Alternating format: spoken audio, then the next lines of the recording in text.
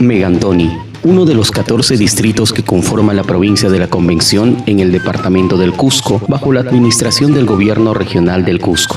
Megantoni, tus límites dan inicio a otras regiones. Por el norte, limitas con el vecino distrito de Cepagua, provincia de Atalaya en Ucayali. Por el este, limitas con el distrito de Fiscarraldo, provincia del Manu en Madre de Dios. Y por el sur y norte, con el distrito de Echarati. En ti se encuentran ubicados los lotes del gas de Camisea, desde donde se extrae ese preciado recurso natural que alimenta de energía a todo el Perú. Tu territorio es vasto. En ti conviven nuestras comunidades nativas amazónicas, Machillenca, Ashaninka, Yineyami, Caquinte, entre otras, y también nuestra Reserva Territorial Cugapacori, Nahua, Nanti, protegidas por el Ministerio de Cultura y por el imponente Hongo de Mainique. Megantoni, tú fuiste creado el 6 de julio del 2016. Ese primer año fuiste administrada por una comisión del gobierno regional del Cusco. El segundo año tuviste tus primeras elecciones populares y un periodo de gobierno de alcaldía de un año. El 2019 te igualas a otros distritos del país y celebras la elección de un nuevo gobierno,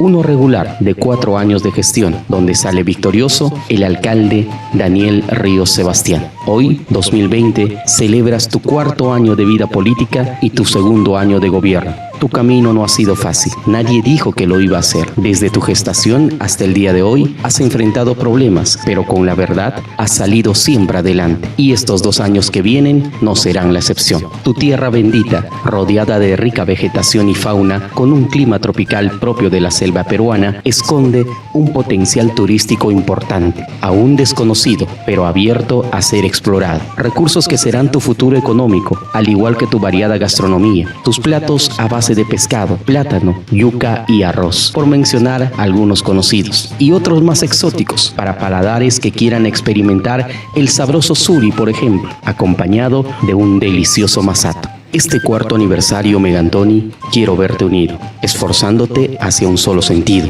hacia un solo objetivo, tu desarrollo, que es el desarrollo de todos tus pobladores. Feliz 4º aniversario, Distrito Energético del Perú. Megantoni, buenos resultados rumbo al Bicentenario del Perú.